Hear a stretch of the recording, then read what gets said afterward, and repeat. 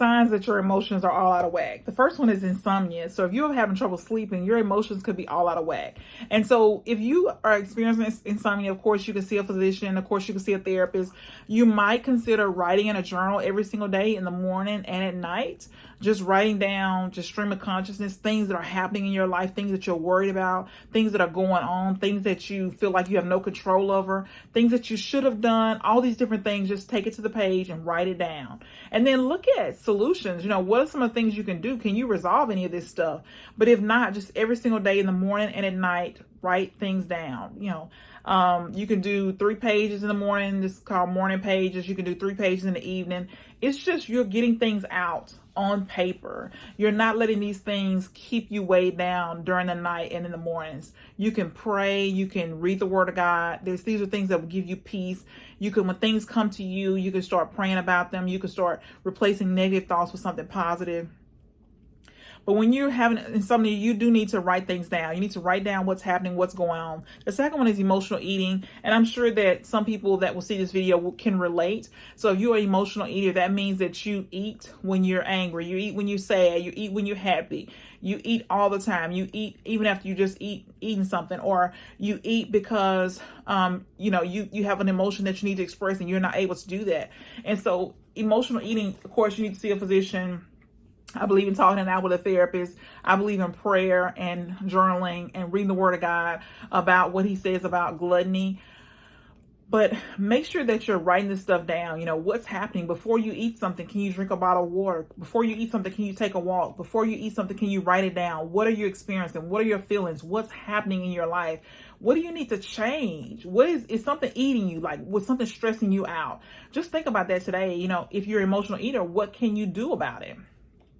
The next one is unhealthy relationships. If we have unhealthy relationships, our emotions will be out of whack because we're going to want to say things that we don't say. They're just things. When you have an unhealthy relationship, you have to learn how to speak up for yourself. You have to learn how to set boundaries. You have to learn how to speak up in a respectful way, in a loving way, right? But when you have unhealthy relationships, you got to start thinking about, is this a relationship that I want to stay in? Is this a relationship that is good for me? And if it's unhealthy, then my guess is it's not a good relationship for you to stay in. And you got to be looking at, okay, have you, told them how you feel? Have you told them, is it something that can be changed? If it's not something that can be changed, if they're not willing to change, are you willing to end a relationship? But as long as you stay in an unhealthy relationship, your emotions are going to be out of whack because you're human. You're going to have these feelings, these things that, whatever they're doing to you, that you're going to experience these feelings that you want to deal with, or that you want to act out. And so just know that if you don't act them out with them, that person, if you don't talk to them about what's happening, just know that you will act them out in some way. The next one is anger. You find yourself angry all the time. And of course, this will let you know that if you get mad about everything, that your emotions are out of whack, there's things that need to be dealt with. And so the first thing I would say is on the top of a piece of paper, just write down, why am I angry? What made me angry? And then just get it out on paper. Like, what is it? Is it something that you should be angry about? More importantly, what can you do about this situation that you're angry about? What steps do you need to take? So sometimes we're angry and it's our own fault. It's stuff that we've done ourselves. These are just the consequences. We're experiencing the consequences of our own actions. And because of that, we're angry. So we got to look at that. We're up and down with our emotions. And of course, my go-to is therapy, prayer, the Word of God. I believe in talking it out. And so sometimes you might have to see your physician. But I believe in writing it out too. What's happening in your life, what's going on. Sometimes we have way too much stuff going on. Sometimes we've overloaded our schedules. We're on social media too much, and we see these unrealistic lifestyles, unrealistic pictures, images. And so it bothers us because we want to be at a certain level and we're not. And so comparison is a thief of joy. I heard this quote and I believe that it's the truth. When we compare ourselves, we lose our whole lives because we are constantly wanting to be somewhere that we're not. And I believe the remedy to that is, if we're comparing ourselves, we got to look at, can I be thankful in this position that I'm in? Can I be thankful right here where I am? And then, as far as up and down emotions, you got to be looking at, can I take this to the page? What's happening? Is it something with me or something with somebody else? And of course, you got to take responsibility and say, okay, what can I do about this situation? What changes do I need to make? And then the next one is we ignore things, we ignore people, we ignore our feelings. This is the same as the last one. For me, we have so much stuff going on. We find ourselves overwhelmed, frustrated, trying to get 100 things done when our capacity is maybe 20. And so this will have us like in an uproar. So we got to start looking at our schedules, our calendars, and say, okay, is all the things that I'm doing really necessary? Can I delete some of these things? Can I eliminate some of these things? Can I delegate some of these things? Do I have to do these things? And can I get somebody else to help me with it?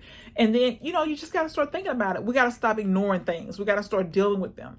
Whatever that looks like. Sometimes we can't hang around people because they're not good for us. They're negative. They have something, disrespectful to say at all times. So sometimes we got to get rid of people. Sometimes we're ignoring things. It might be something little I can call the plumber about or the electrician, but we ignore things that need to be dealt with, and it stresses us out and has our emotions all over the place. Every time we walk into a room and we see that leaky faucet that we should have taken care of 6 months ago and we didn't, So just start dealing with things. Start taking care of things. If it's just one thing at a time, just start doing that. The last one to let us know if our emotions are out of whack is we spend way more than we have. We spend way more money than we have. We go shopping way more than we should. We have way too many Amazon boxes coming to our house. And so when we have this happen, we got to be wondering what's happening on the inside. If I'm spending more money than I have, if I'm buying things that I don't need, if I'm buying things that could wait, if I'm spending money that I don't have, I got to be thinking about what is happening, what needs to happen. Do I need therapy? Do I need to pray about it? Do I just need to, just take some massive action and say, okay, I'm not going to buy anything else because I'm going to pay off what I have. I'm not going to buy anything else because I'm going to save this money. I'm not going to buy anything else because I don't need to. Just put yourself on a 30-day spending fast or a 60-day or 90-day. But just start paying attention to when you spend money, what is happening. I guarantee you it's an emotion that you have not dealt with. It's somebody you haven't dealt with. It's something you haven't dealt with. And you just got to, I say, take it to the page, write it down. What's happening? When you go to spend money, is it like you get this thrill? But is it because something happened? A conversation that needed to happen didn't happen? Is something, an emotion that something you need to deal with? So think about that today. These are signs your emotions are all out of whack. 1 was insomnia. 2 is emotional eating. 3 is unhealthy relationships. 4 is anger. 5 is your emotions are up and down.